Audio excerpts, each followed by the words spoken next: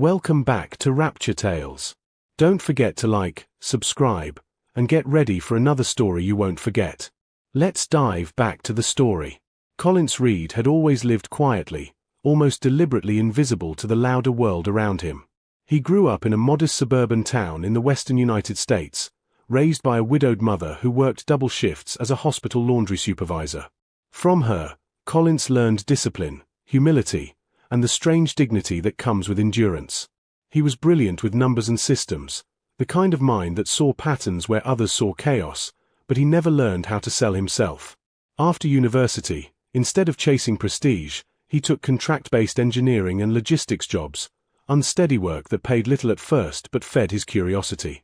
At night, he sketched ideas in worn notebooks, infrastructure models, supply chain solutions, future-facing frameworks no one around him understood. He dreamed of building something meaningful, not flashy, something that would outlive him. His hobbies were simple: late-night coding, long-distance running to clear his head, and reading biographies of industrial pioneers who started with nothing. To the world, Collins looked stalled. To himself, he believed he was preparing. Ruth Taylor, by contrast, had grown up surrounded by expectation. Her family lived on the edge of comfort, not rich, but close enough to taste it and fear losing it. Her parents drilled one belief into her early: security mattered more than dreams. Ruth was intelligent, stylish, and socially sharp. She studied marketing and communications, excelling in presentation and persuasion. She dreamed of a life filled with visible success, glass offices, elegant dinners, recognition. Ruth loved fashion, social gatherings, and curating an image of stability and progress. Underneath that ambition, however, lived a deep fear of falling behind. She watched friends marry well, rise quickly, and she promised herself she would never be stuck waiting for a man's potential. When she met Collins, she was drawn to his calm confidence and gentle intelligence, but even then, she quietly assumed his brilliance would eventually translate into money. They met during a community tech forum hosted at a local library, an event neither of them expected to change their lives. Collins had been invited to speak briefly about logistical inefficiencies in urban planning, while Ruth attended to network for her internship. Their first conversation was awkward, filled with pauses and curiosity. Collins admired Ruth's sharp questions and fearless presence. Ruth found his depth intriguing, a refreshing contrast to the shallow confidence she often encountered. Over coffee meetings that followed, they discovered shared values about family, integrity, and loyalty. Love grew slowly but sincerely. Collins admired Ruth's fire. Ruth admired Collins's steadiness. They fell in love not dramatically, but convincingly. Marriage followed sooner than wisdom might suggest. Their early years together were filled with optimism, though money remained tight. Ruth worked in mid-level marketing roles, while Collins bounced between contracts, often underpaid and overworked. Still, they supported each other. Collins cooked when Ruth worked late. Ruth helped polish Collins's proposals, even when she didn't fully believe in them. Their small apartment was filled with laughter, arguments, reconciliations, and dreams scribbled on sticky notes. Then Joseph was born, and everything changed. Joseph arrived fragile but beautiful, a quiet baby with searching eyes. Collins instantly became devoted, reshaping his life around fatherhood. Ruth loved Joseph deeply, but the responsibility frightened her. Medical appointments began piling up, first minor concerns, then worrying diagnoses. Joseph's immune system was weak. Treatments were expensive. The strain seeped into every corner of their marriage. Collins worked harder, chasing a massive international infrastructure proposal that required months of unpaid preparation. Ruth, exhausted and afraid, began to feel trapped. Her friends' lives looked shinier by the day. Collins kept saying, "Just a little longer." Ruth heard only uncertainty.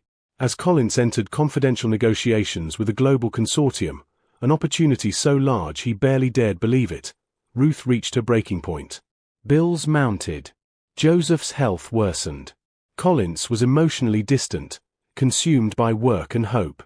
Ruth felt invisible, humiliated by her circumstances, ashamed of the life she believed she had mischosen. When she filed for divorce, it was swift and cold. She walked away from Collins, and emotionally, from Joseph, convinced she was choosing survival. She never knew that the contract Collins was finalizing would change everything. The strain inside the Reed household did not explode all at once. It eroded, quietly and persistently, like water against stone. Collins's days began before sunrise and ended deep into the night.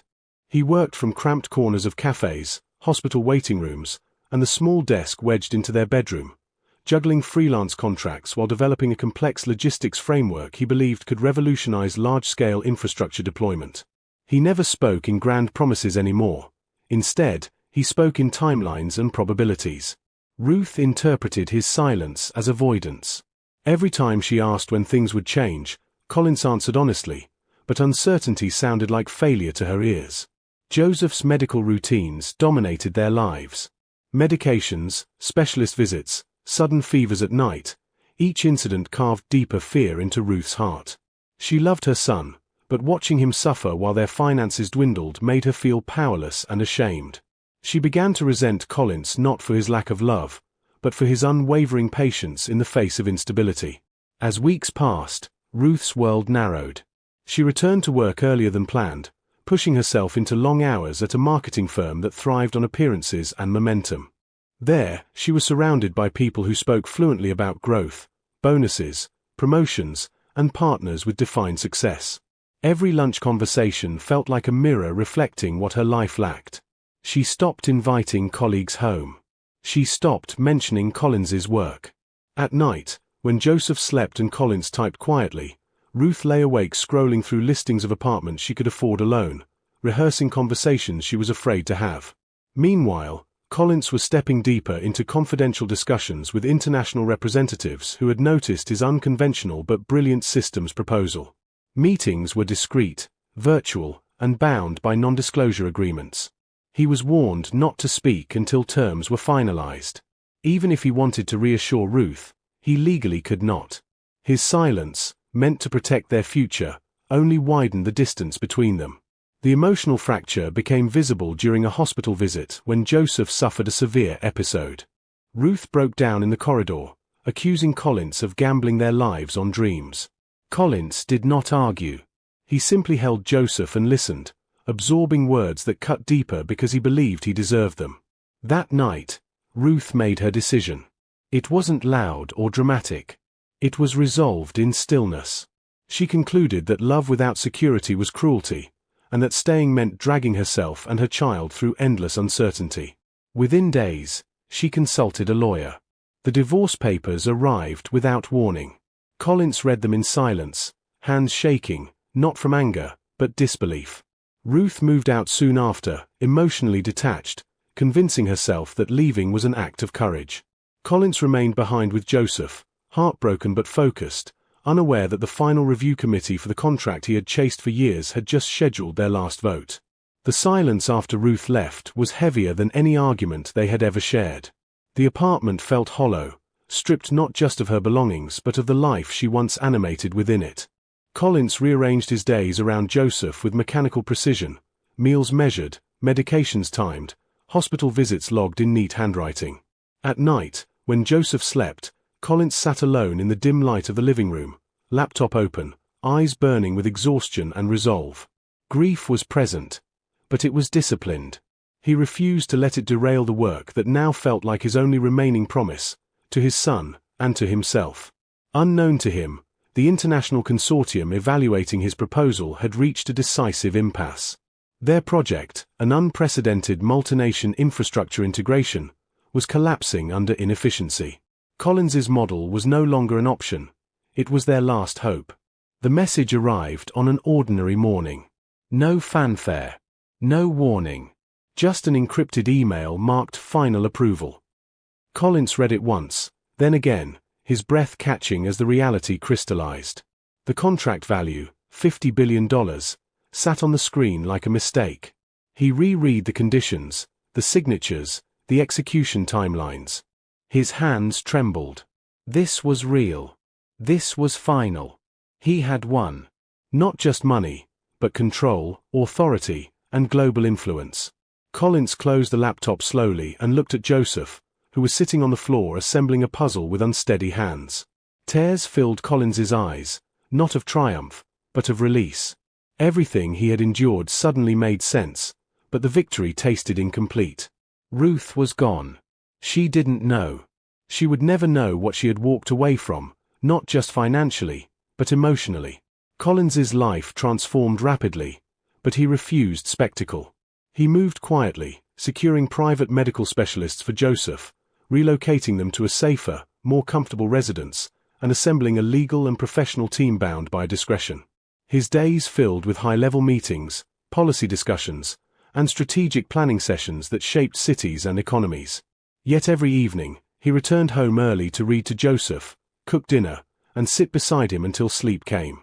Joseph's condition began to improve, not miraculously, but steadily. Better care, reduced stress, and stability worked together like medicine. Collins watched his son regain strength, each small improvement reinforcing his belief that perseverance had not been foolish after all. Ruth's life, meanwhile, unraveled in quieter ways. The independence she had chased felt brittle. Her new apartment was clean and modern, but empty. The excitement of freedom faded into loneliness. Career progress stalled. The people she once admired revealed themselves to be transactional and unreliable. Worst of all was the silence. No updates about Joseph, no shared routines, no purpose. She tried not to think about Collins, but the absence gnawed at her. Months later, an industry headline caught her eye. A newly appointed executive quietly overseeing the largest infrastructure contract in modern history. The name froze her. Collins Reed.